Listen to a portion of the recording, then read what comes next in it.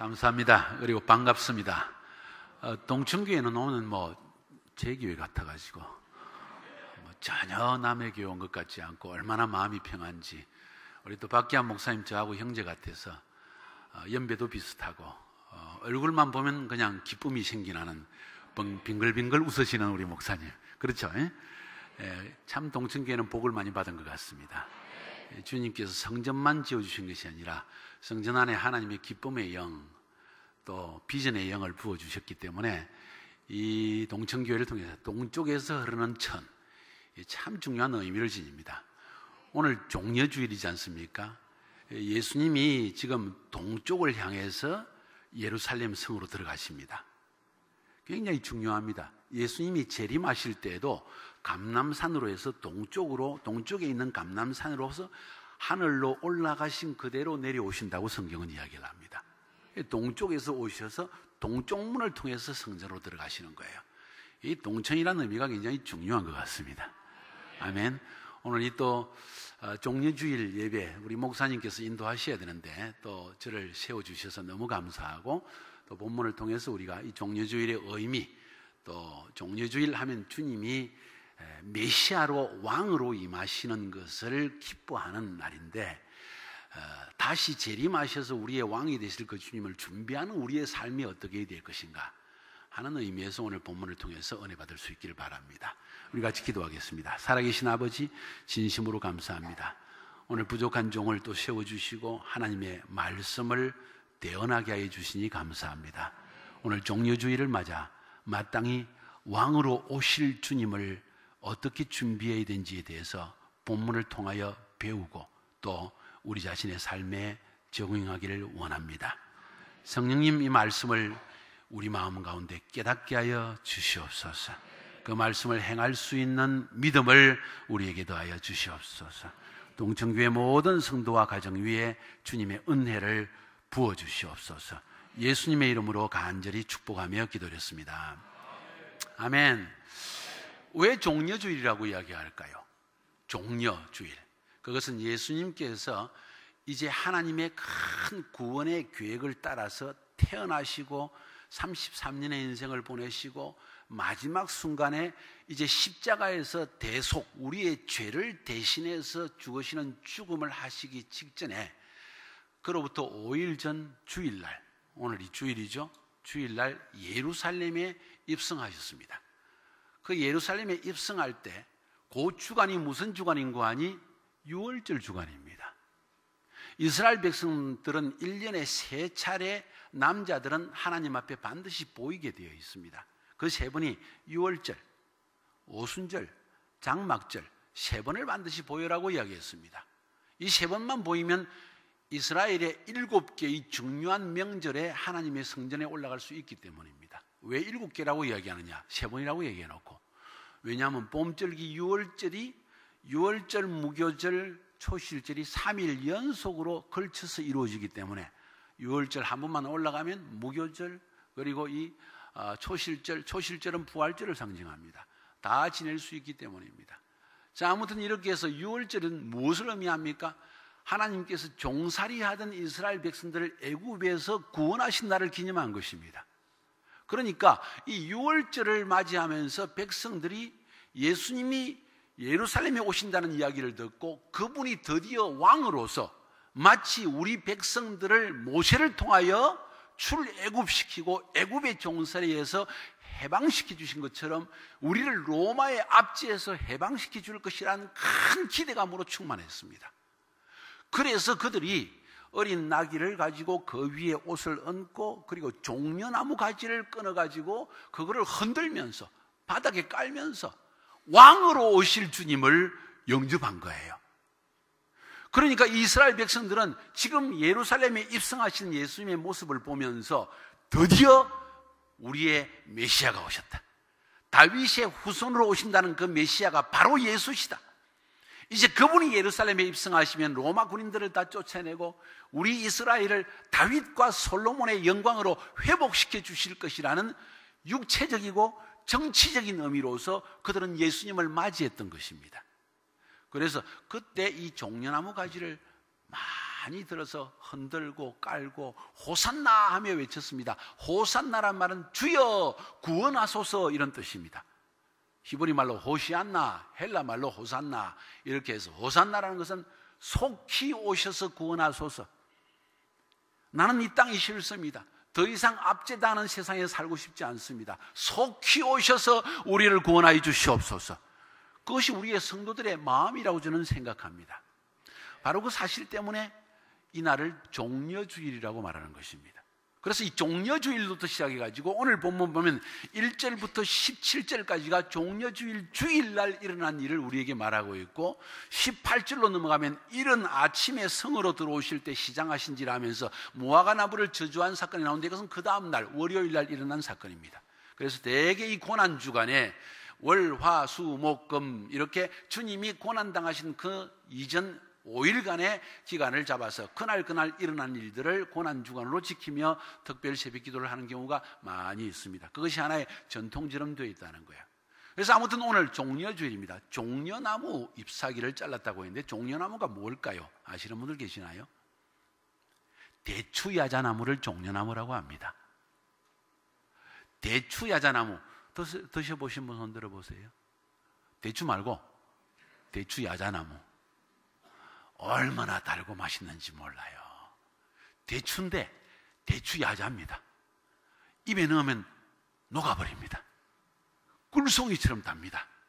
그래서 하나님께서 이스라엘 백성들을 애굽에서 이끌어내실 때 젖과 꿀이 흐르는 가나안 땅으로 너희를 이끌겠다 할 때 그 꿀이 뭘까요? 우리가 말하는 꿀을 말하는 것이 아니라 이 대추야자를 말하는 거예요. 이스라엘 전역에 대추야자가 막 늘어져 있습니다. 그냥 그 열대나무 대추나무가 쫙 늘어져서 있는 그 모습이 얼마나 아름답던지 아가서에서도 이 대추나무를 비유를 했습니다. 주님이 우리에게 그렇게 아름답다는 것을. 이해가 되시겠어요? 그래서 우리가 잘 아는 대로 여리고라는 성이 있죠. 이스라엘 안에서. 그 여리고라는 성을 종려나무의 성읍이라고 이야기합니다. 왜냐하면 거기에 가면은 그냥 종려나무가 가득 찼습니다. 이스라엘에 오시면 제가 종려나무 열매를 대추야자를 대접해 드릴 테니까 우리 동청교회만 특별히 따라오세요. 아멘입니까? 자, 이것이 바로 종려나무의 의미, 종려주일의 의미입니다. 자, 그러면 종려주일의 진정한 의미가 무엇일까? 그것은 메시아가 오시는 것을 기념하는 날입니다. 사실 엄밀히 말하면 메시아는 동편으로 해서 동쪽문으로 예루살렘에 들어오시는데 재림하시는 예수께서 그렇게 오신다고 성경은 기록하고 있습니다. 그래서 저는 오늘 설교의 제목을 왕으로 오실 주님이라고 잡았습니다. 종려주일은 사실은 우리에게 왕중왕으로 오셔서 우리를 이 세상의 고통과 근심과 죽음과 사망과 질병에서 해방시켜 주실 그 메시아를 기대하는 마음으로 맞이하는 날이 종려주일이기 때문입니다. 다른 말로 표현하면 주님의 재림을 사실은 기대하는 마음이라고 볼 수 있습니다. 메시아의 초림은 이루어졌지만은 2000년 전에 다시 오실 메시아를 기대하는 마음으로 맞이하는 것이 우리의 종려주일이 되어야 된다는 것입니다.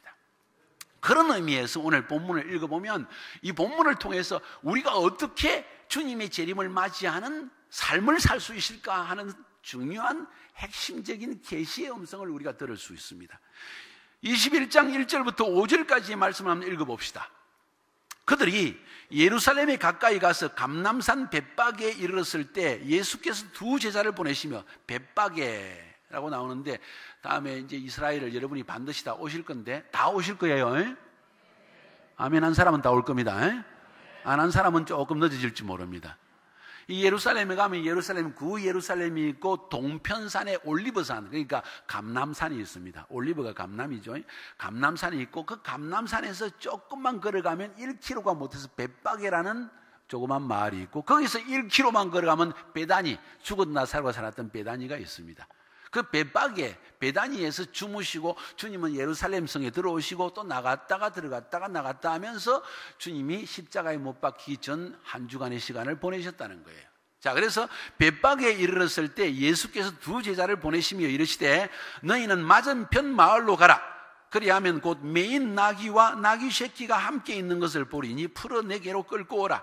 만일 누가 무슨 말을 하거든 주가 쓰시겠다 하라. 그리하면 즉시 보내리라 하시니 이는 선지자를 통하여 하신 말씀을 이루려 하심이라. 일러스되 시온 딸에게 이르기를 네 왕이 내게 임하나니 네 왕이 내게 임하나니 그는 겸손하여 나귀 곧 멍에 매는 짐승의 새끼를 탔도다 하라 하였느니라. 아멘. 이 본문을 읽을 때 여러분은 무엇을 느낍니까? 하나님께서 무엇을 우리에게 말씀하시는 것 같습니까? 저는 이 본문을 읽으면서 예수님의 일생이 눈에 쫙 보여지는 거예요.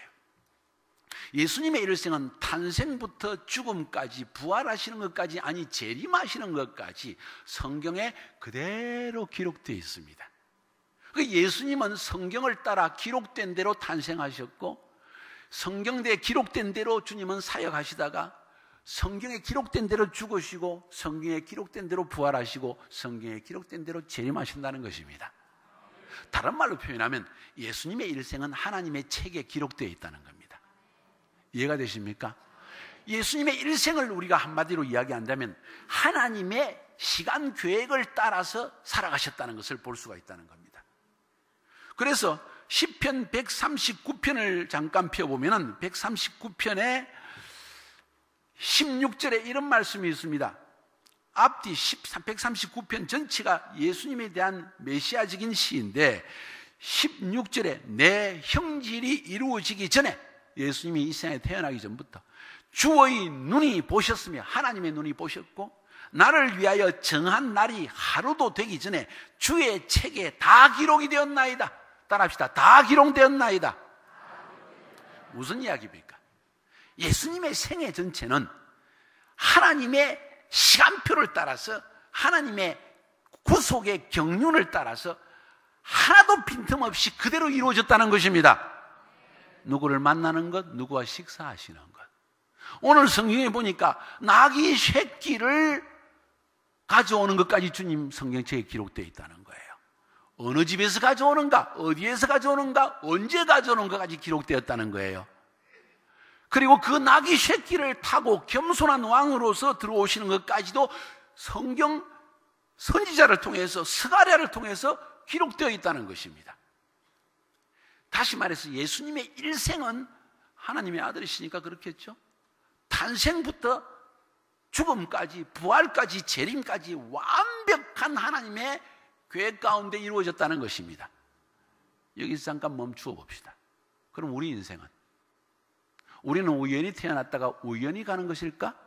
아니면 우리의 인생도 하나님의 책에 기록되어 있을까요? 아멘의 의미는 뭡니까? 아멘 안 하는 사람은 또 뭡니까? 여러분 어떻게 생각하세요? 여러분의 일평생이 탄생 이전부터, 태초부터 택정함을 받았고, 그리고 어린 시절 예수 믿지 않을 때도 주님은 알고 계셨고, 그리고 어느 시점에 주님이 나를 부르셨고, 나를 예수 믿게 하셨고, 내가 이 세상에 살면서 할 일을 주님은 다 알고 계시고, 주의 책에 기록해 놓으셨고, 그리고 죽는 날까지 주님의 책에 기록되어 있다. 믿으시는 사람 손 들어보세요. 대단한 믿음입니다. 이 믿음이 우리를 살게 하는 것입니다. 우리가 그걸 어떻게 할 수 있습니까? 성경에 기록되어 있기 때문입니다. 간접적인 성경의 말씀에 의하면 하나님께서는 우리의 머리카락 숫자까지도 세신 바가 되었다. 오늘 아침에 머리 감은 사람, 머리카락 몇 개 빠졌어요? 몇 개 남았습니까? 모르죠? 주님은 알고 계신다는 거예요. 하늘에 나르는 참새 한 마리도, 공중의 새 한 마리도 하나님의 뜻이 아니면, 하나님이 허락하지 않으면 떨어지지 않는다. 뭘 이야기합니까? 하나님이 완벽하게 다스리신다. 하나님의 통치입니다. 다윗이란 왕이 하나님의 손에 붙잡혀서 하나님이 기뻐하시는 사람이 될 수 있었던 이유가 뭔지 아세요? 하나님이 다스리신다는 믿음이 있었기 때문입니다. 사울을 죽일 수 있는데도 안 죽인 이유가 뭔지 아세요? 하나님이 행하신다는 걸 믿었기 때문입니다. 하나님의 통치 사상입니다. 그걸 다른 말로 표현하면 내 인생, 아니 이 세상에 일어난 정치, 경제, 사회, 문화의 모든 일들은 하나님의 책 안에 기록되어진 대로 이루어지고 있다는 믿음입니다. 우리는 그것을 하나님의 주권 사상이라고 이야기합니다. 아멘입니까? 자, 이쯤 되면 우리에게 근심이 있을 수가 없습니다. 자, 이쯤 되면 우리의 삶은 달라져야 됩니다. 어떻게? 그렇다면 내일 내가 할 일과 앞으로 내 인생에 해야 할 일, 내가 혼자서 근심하며 염려하며 무슨 직장을 가느냐, 무슨 월급을 어떻게 버느냐, 누구와 결혼하느냐 상당히 근심하며 고통하고 혹은 논리적으로 생각해보고 그렇게 하지만은 실상은 하나님의 책 안에 기록되어 있다는 것이에요. 그 말은 다른 말로 표현하면 우리가 이 세상에 주님으로부터 부름받는 순간부터 성령님께 민감하기만 하면 그분께서 계획하시는 일을 우리에게 보여주실 수 있다는 사실을 말해주는 거예요. 이해가 되십니까? 오늘 예수님의 생애가 탄생부터 죽음, 부활, 재림까지 다 기록되어 있어서 나귀 새끼 한 마리를 누구 집에서 가져오는 것까지, 어느 지역에서 어느 시간에 가져오는 것까지 기록되어 있다면 여러분의 생애와 여러분의 자녀들의 생애와 여러분의 앞으로 인생의 모든 것은 하나님의 완벽하고 아름다운 선한 통치 안에서 지금 다 예비되어 있다는 사실을 믿으시기 바랍니다. 사랑하는 청년 여러분들, 요새 실업률이 11% 청년 실업률이 올라갔어. 걱정되지? 돼요, 안 돼요? 걱정되죠? 안 되면 안 된다고 이야기해 보세요. 안 됩니다. 왜? 주님이 여러분의 일생을 책임지고 있기 때문에 절대로 굶어 죽지 않아요. 하나님이 먹여주십니다. 공중에 까마귀를 먹이듯이 들의 백합화를 아름답게 입히시듯이 우리 앞뒤 좌우를 돌아보시고 하나님이 먹이시고 입히십니다. 걱정하지 마세요. 하나님의 완전한 통치, 선한 통치를 여러분이 믿으시기 바랍니다. 자, 이제 이 종려주일은 재림하실 주님을 준비하는 우리의 삶이 되어야 되는데 어떻게 주님이 기뻐하시는 재림하실 왕으로 재림하실 그 주님을 맞이할 수 있는 합당한 삶을 우리가 살 수 있을까요? 내가 주님을 기쁘게 하기 위해서 애를 쓰는 것 참 좋은 일이지만 그보다 더 중요한 일은 나의 생애는 주님을 기쁘게 하기 위해서 이미 기록된 일들이 있다는 사실을 기억하세요. 우리는 매 순간마다 주님 앞에 엎드려 기도하며 매 순간 성령님께 민감하며 주님의 길을 예비하기 위해서 내가 해야 할 일을 오늘도 보여주시옵소서. 할렐루야. 이런 순간순간의 삶이 되어질 때 주님께서 여러분의 삶을 한없는 기쁨과 축복의 길로 인도해 주시리라고 저는 확신합니다. 죄송합니다. 저의 이야기를 해서 30년 전에 예수를 믿었습니다. 아니, 주님이 나를 찾아오셨습니다. 예수 딱 믿는 순간에 제가 깨달은 사실이 뭔지 아세요? 내가 어린 시절 태어날 때부터 자라나는 모든 과정을 하나님께서 당신의 손안에 나를 붙들고 있었구나. 저는 깜짝 놀랐습니다. 그 깨달음이 나에게 임하더라는 거예요. 저는 마산에서 태어났는데 공부를 잘하고 머리가 똑똑해서 좀 게을렀습니다. 공부만 하면 1등 하니까. 그래서 조금 하면 5등 안에 들고 안 하면 툭 떨어지는 거예요. 그래서 실컷 놀다가 1등 하고 싶으면 공부하면 됐어요. 근데 중학교는 마산중학교가 제일 좋았는데 떨어졌어요. 이류학교로 들어가는 거예요. 이야, 부끄럽더라고. 우리 아버님이 교육자신데 초등학교 교장 선생님이신데 어머님은 산빠시고 얼마나 체면이 강한 마산 사람들인데 아들이 이류 중학교에 들어갔다.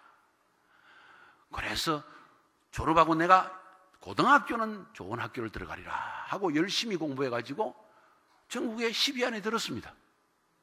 근데 또 교만해가지고 2학년 때 100몇십 등으로 떨어졌어요. 3학년 때 다시 정신을 차리고 공부했지만 조금 늦게 정신을 차렸어요. 그래서 마산고등학교를 또 떨어졌어요. 집안에 없는 창피한 일이 일어난 거예요. 저도 얼마나 마음이 괴로웠는지. 그래서 서울에 올라가서 연수학원이라는 데서 입시 공부를 했습니다. 그래서 연수학원에서 한 30명이 경기고등학교를 들어갔는데 10등 안에 들어갔어요. 이제는 경기고등학교를 들어가서 내가 만회하리라 그랬는데 박정희 대통령 아들 박지만이 내가 대학교 들어갈 때, 고등학교 들어갈 때 그놈이 입시철에 맞아가지고 뺑뺑이를 돌리는 일이 시작돼요. 그래서 또 경기고등학교를 못 들어가고 뺑뺑이를 돌렸는데 대광고등학교를 들어간 거예요. 미션 스쿨. 가만 돌아보니까 하나님이 저를 교만하지 못하게 하시려고 이리로 돌게 하시는 거예요. 할렐루야. 그리고는 결국은 하나님께서 뺑뺑이로 대광고등학교를 들어가서 성경을 배우게 하시는 거예요. 인생 고민을 하시는 거예요. 예수 믿기 전의 이야기입니다. 저는 그거를 잊을 수가 없어요. 저에게는 굉장히 중요한 일들입니다. 왜냐하면 하나님의 책에 내 인생이 기록되어 있다는 사실을 예수 믿는 순간에 깊이 깨달아 안 사실이었기 때문에. 예수 믿고 난 이후입니다. 독일에서 6년의 생활을 보내고 카자흐스탄에 선교사로 들어갔습니다. 지난 날을 가만히 돌아보니까 주님이 계획하신 일이 아닌 것이 하나도 없더라는 거예요. 좀 교만하게 이야기하면 하나님의 계획을 그때 생각 속에 심어주시고 소원으로 주셔서 아멘하고 순종하고 믿음으로 나아가기만 하면 주님께서 다 성취해 주시는 거예요. 죄송합니다 이렇게 말해서. 제가 완벽하다는 이야기 아닙니다. 주님의 위대함을 지금 찬양하는 거예요. 2000년도부터 우리 교회에서 끊임없이 제가 외친 이야기가 있습니다. 백투 제루살렘이다. 예루살렘에 가는 길목에 교회를 개척하자. 그리고 역 10여 년 동안에 하나님께서 거의 600개, 700개의 교회를 개척하게 해주셨어요. 제가 개척한 것이 아니라 저와 함께 네트워크하는 현지 지도자들을 통해서 입버릇처럼 이야기했습니다. 제 마음속에 그런 감동을 주시는 거예요. 내가 카자흐스탄에 하나님이 죽으라면 난 여기서 죽을 것이다. 내 제2의 고향이다. 아바야 159번지 B, 여기는 내 고향이다. 우리 성도들이 전부 여러분의 영혼의 고향은 아바야 159번지 B, 이렇게 말할 정도로 그렇게 행복한 교회고 주님의 은혜가 넘치는 교회고 여기에서 우리의 인생이 변화되어진 교회이고 우리는 그렇게 이야기해요. 동천교회처럼 그런 거예요. 아멘입니까? 그러면서 제가 이야기하기를 이 카자흐스탄에서 만약에 나가라고 하신다면 주님의 뜻이 있다면 나는 그렇게 느끼는데 터키로 가야 한다. 7천만 인구 중에 예수 믿는 사람이 그 당시에 1000명도 안 된다. 이건 개탄할 일이다. 나는 차라리 거기 가서 또 교회를 개척하고 싶다. 만약 터키에서 나간다면 나는 이스라엘로 가고 싶다. 주님이 그런 감동을 주시더라는 거예요. 뭘 이야기하고 있는지 아세요? 하나님의 책에 기록된 것을 우리 속에 하나님의 나라를 위한 선한 소원을 주신다는 거예요.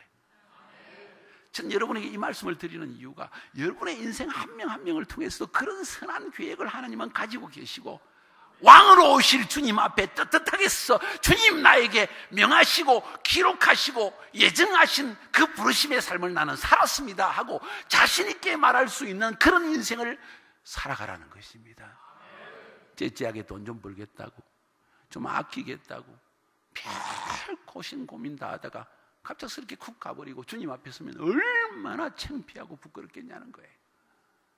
주님께서 이 동천교회를 세우신 이유가 분명히 있다고 생각하며 여러분들을 이 교회로 부르신데도 굉장한 이유가 있다고 저는 확신하고 있습니다. 주님 오시는 길을 예비하는 교회가 되기 위해서입니다.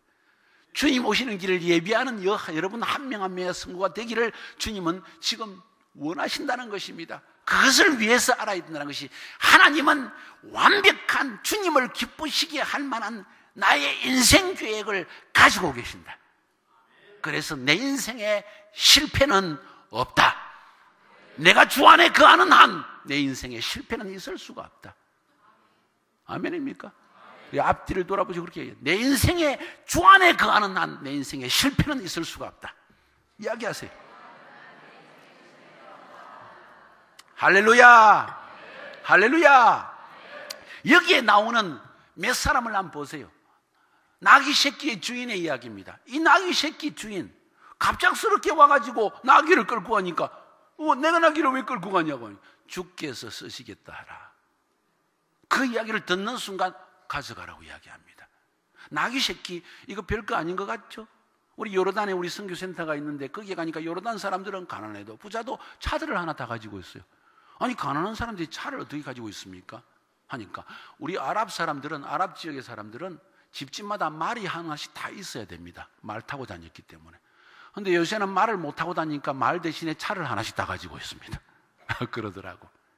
그 당시에 나귀 새끼는 교통수단이었습니다. 이거 값비싸고 귀한 거예요. 여러분 차를 아무에게나 주겠어요? 아니요 뭐라 그러잖아. 안 주잖아. 근데 그 나귀 새끼를 달라고 냉큼 주는 거 보세요. 주께서 쓰시겠다 하라 하니까 냉큼 주더라는 거예요. 여러분의 나귀 새끼가 뭡니까? 주님 왕으로 오실 때 여러분에게 주께서 쓰시겠다 하라면 내놓을 자신 있는 사람 손 들어보세요. 저봐, 손도 안 든다 금방. 희한하네. 번쩍 드세요. 주님, 내 나귀 새끼 가져가십시오.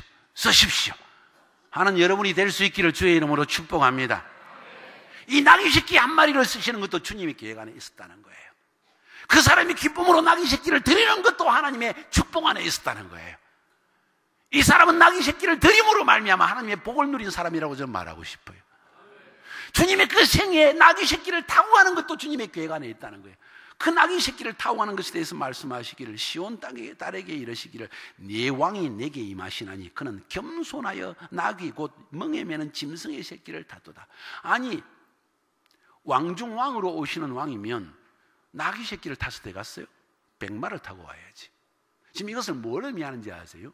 옛날 로마 시대 때 정복 전쟁에서 승리한 대장군, 그냥 장군이 아니고 대장군은 백마를 타고 로마에 입성을 합니다. 그러면 사람들이 종려나무지가지를 깔아놓고 대환영을 합니다. 왜? 그 사람은 다음 황제가 될 사람입니다. 이해가 되시겠어요? 지금 이스라엘 백성들은 예수님이 예루살렘의 종려나무 가지 가운데 나귀를 타고 들어오실 때 예수님은 메시아로서 로마의 압제로부터 그들을 해방시켜 줄 정복자로 알고 있었던 거예요.